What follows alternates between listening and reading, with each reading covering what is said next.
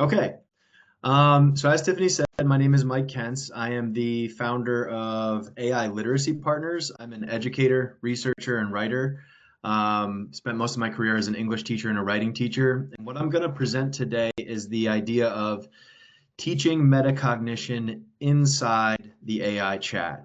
And I view this as an assessment solution for the age of AI. I think it is a really useful way to address the problems and also embrace the benefits of AI in education at the same time, using a methodology that I tried and experimented with in my classroom last year to great success. So first and foremost, if we're talking about assessment in the age of AI, the first thing we have to talk about is the assessment problem.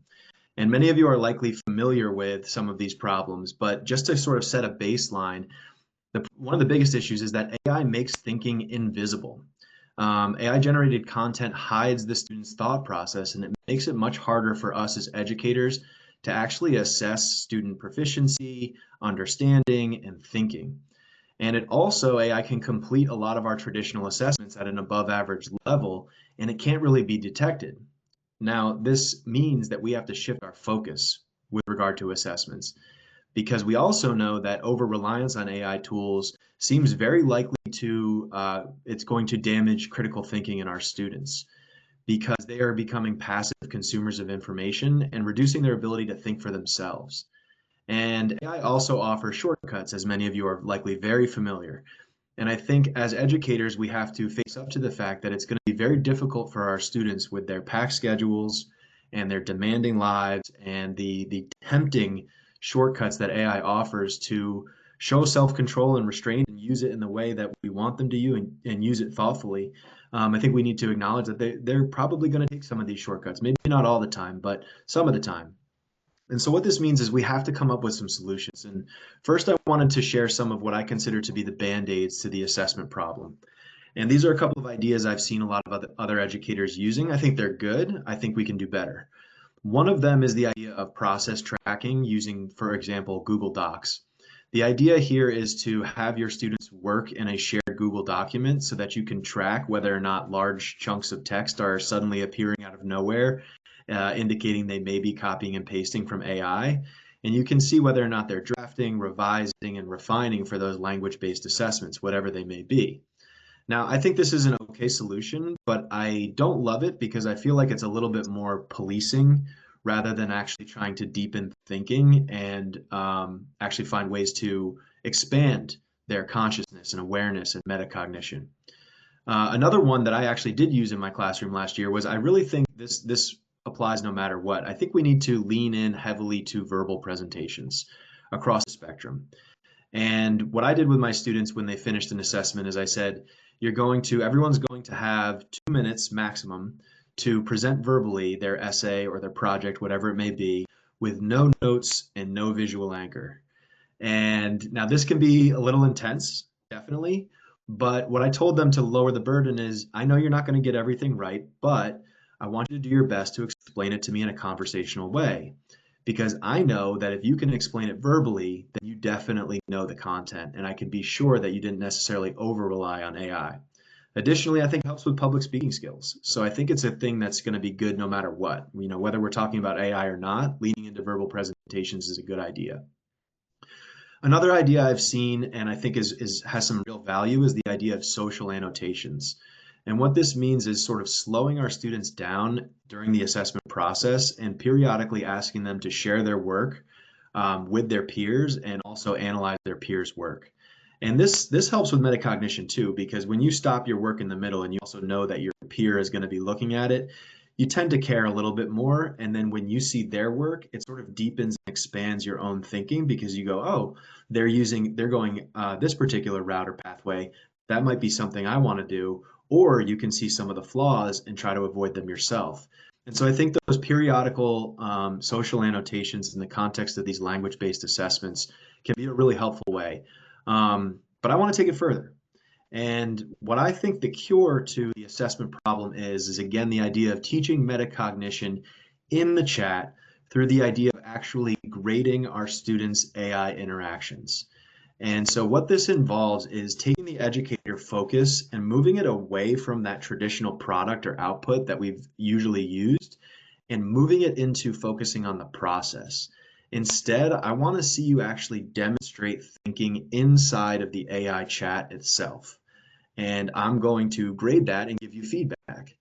Now, some people sort of react to this and they think one of two things. Well, this feels a little bit unfair because using AI is such a subjective process, but I am going to show you how I set expectations for these chats in a minute so that students didn't feel like it was a gotcha and they actually felt like we were sort of collaboratively getting better at AI and also thinking deeper. And that's something I want to stress is this methodology is not just about using AI better, although that happens to be a benefit as well. It's about teaching self-reflection, self-awareness, communication, metacognition, and critical thinking. And additionally, when you tell your students that you're going to be grading the chats, the one of the additional benefits that I loved is now they are no longer going to be dead set focused on that output anymore.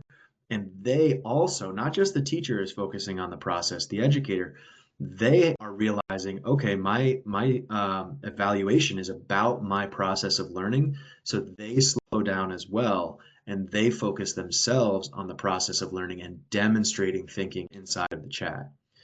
Now, I ran this 3 times last year, and this is a very high level overview, but I'm going to just tell you, what those projects sought to do and what I asked students to do with AI. The first one was I asked them to brainstorm a project-based learning plan with ChatGPT, but they weren't just, again, focused on that product, the plan at the end. I said, you have to demonstrate an understanding of thoughtful prompting inside of the chat, and I'm going to evaluate whether or not you understand what that means after I've taught it to you myself. Another version of this was to interview a fictional character after we finished reading a book.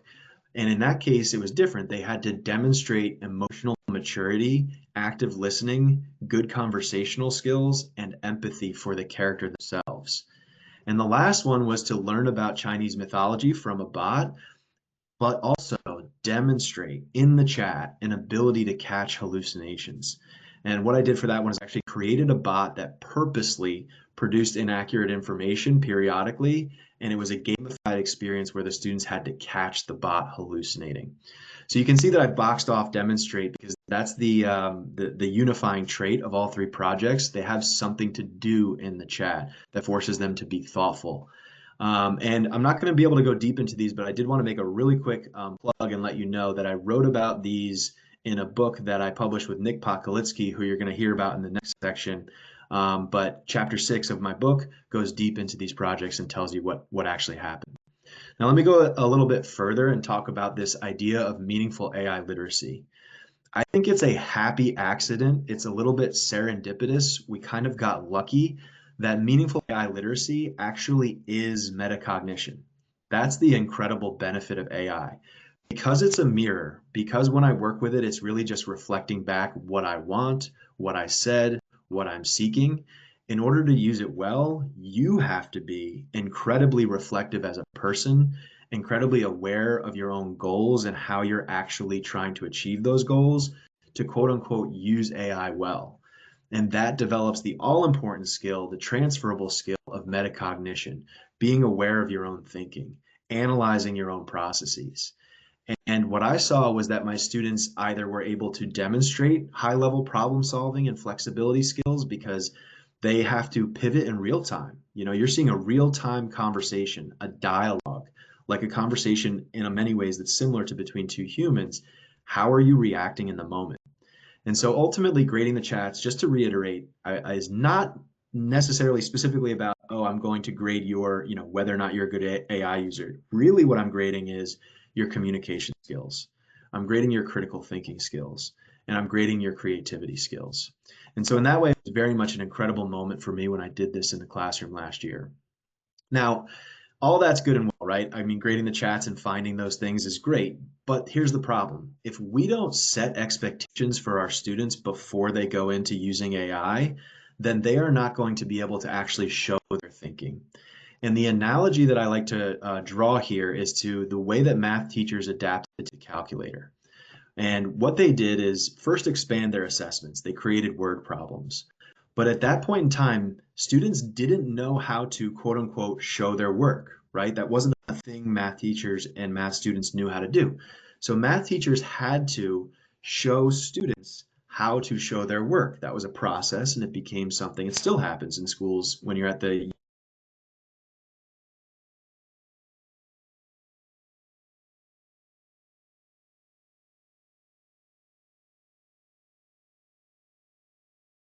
is actually through the instructional. I was a middle school writer for, or middle school writing teacher for 6 years. I taught direct writing instruction for 6 years at a public charter school. And what you do in middle school writing instruction is you do a comparative analysis of two different writing samples. And so what I did is I basically said, we're going to do a comparative analysis, but instead of analyzing essays, we're going to analyze transcripts. And by seeing an exemplar transcript or a non-exemplar transcript next to each other, it becomes very clear and students are able to see what it is you want them to do and also what it is you don't want them to do. And the beauty of this comparative analysis process is that it allows students to draw their own conclusions about what it means to use AI well. And I saw some incredible thinking during our debate and discussion period when we did this last year, where once they looked at it, they said, oh yeah, there really is a difference. Not only in terms of the outputs, but I can see one student clearly is thinking more. Um, and so what I would recommend if you do this is have them draw their own conclusions, debate and discuss, and then you can create a class-wide benchmark together. And that way, again, there's no gotcha moment. We did this together. We established what it was we want to see in the chat. And you can emphasize in those sample chats those metacognitive skills you want to see. And so here is the rubric one of the rubrics that I used last year. And this is downloadable on my website for free. I call it the AI chat transcript rubric. This is purposefully broad so that people can see a template. I would make sure to say and make sure everybody knows these rubrics change pretty dramatically depending on the task, the assessment, the bot itself actually changes the rubric quite a bit, and also the level of the student, right? All these things matter. But you can see over on the left side of this rubric, there's four criteria: engagement quality, critical analysis, ethical considerations, and creativity. And so this rubric was very transformative because it, again, allowed me to not only set expectations, but then subsequently give feedback. Give feedback on them on the transcripts, but the feedback isn't coming out of nowhere, right? I'm not just asking them to share my prompts and then saying, oh, that, I don't know about that. Well, no, we set expectations, so, I can tell you whether or not you reach the benchmark that we agreed on as a class. And I felt like this was a really, really powerful thing and my students liked it. They liked it a lot. They reported at the end of the year, they appreciated someone actually saying, here's the way to use it, or here's the way I think to use it, so that you can protect those cognitive skills and actually get the most out of AI too. That was the thing that really got them going. The idea that they were going to be really good AI users, which again, happy accident, using AI well happens to be a metacognitive skill. And so over time, if you do this a couple of times, you're really iterating on metacognitive skills. You can change the rubrics, change the bots, emphasize new skills, and you get tons of feedback on how your students think. And this improves their AI literacy and prepares them for the world that they're going to be entering into. Additional benefits, some of them I've already sort of talked about, but this removes the fear and the stigma around AI use, and it creates, again, that sort of collaborative environment where there's no gotcha, and they understand why you're doing it. You're trying to help them, and it deepens that metacognition. My students were not really aware that I was teaching metacognition. Again, they were thinking to themselves, I'm learning how to be a good AI user, but that's okay, right? I still get the opportunity to deepen their self-awareness and their process engagement by giving them feedback on that dialogue, on that conversation. And this allows us to not only address that assessment problem that I talked about at the beginning, but embrace the benefit of AI. And I think the best way to sum up the benefit of AI, in my opinion, is this idea that AI is very much a mirror. It's a mirror for ourselves. We get to see ourselves in greater detail if we engage deeply with AI. And that's a big if, right? But again, that's what we're trying to build through this process. And this, if you haven't seen the World Economic Forum's, they've done a couple of recent reports on skills of the future, quote unquote, in the age of AI. And you'll see that many of their durable skills are really soft skills in nature. They're metacognitive in nature. It's not about knowing how to code anymore. It's about being creative, being able to solve complex problems, having a lot of emotional intelligence, which I would argue we build emotional intelligence through conversation. And so the AI becomes this sort of practice ground for conversation that's a little complicated, but it does exist and it can happen. And so again, we're preparing them for the future as well, on top of helping them protect their thinking skills and deepen metacognition. Um, for time's sake, I think I'm running up pretty closely to my time. I'm going to jump this slide really quickly, and I'm going to make one key point here. I would highly recommend that if you're thinking about doing something like this, do it towards the end of a unit. And the reason is that domain expertise is really, really important when it comes to effective and safe AI use. Because if students don't really have content knowledge, then they don't really know how to critically analyze the outputs and actually react in real time to them. So what I would recommend is really building that content knowledge ahead of time. And then end of unit, okay, now we all kind of understand the topic or whatever it may be. So when you engage with that AI, you're not focused on memorizing the content or anything like that. You're actually focused on, again, having a good conversation, producing a high quality interaction, having a metacognitive interaction. And so if you take your performance tasks and break them down into subsets, you can pick one. I would recommend one or two of the tasks along the way, like brainstorming, drafting, outlining, revising, and have them do a chat for one of those tasks. And incorporating this periodically throughout the year, again, they get better and better, and it gets easier and easier, and everybody's kind of on the same page, and we know what we're doing. So I'll finish by telling you what I'm doing now. I believe in this approach so much because of what I saw in my students' chats last year, that my main business now is offering instructional design support to universities and educational organizations. And what I'm trying to do is help people make this a reality because it is highly context specific. The sample chats don't look the same all the time. You can't just have one. You actually have to make them specific to your domain and your context and your assessment. And I am operating some pilot programs as well for departments rather than necessarily individuals or a whole university. And those pilot programs are going well because people are starting to see, oh, this is a way to address the problems and embrace the solutions. I also offer lighter touch consulting and guidance. And then the last piece I would say is one of the obstacles that I run into when I sort of encourage this is if educators, if faculty don't necessarily have a certain level of AI literacy on their own, then it's hard to kind of perceive or even conceive of. So I offer a lot of professional development workshops to build AI literacy among faculty so that this is not as overwhelming and it actually looks like something that could happen. And so I'll put up my contact information and my website. As Tiffany mentioned, I have a blog, I have a newsletter, my email is directly on the page. And if you go to the website, you will see some free downloadable resources as well as my suite of workshops that will hopefully allow you to understand deeply what I'm trying to achieve. And so I'll stop now. I don't know if there's time for Q&A, Tiffany, or if you want to jump to the next thing, but thank you so much. I really enjoyed being here.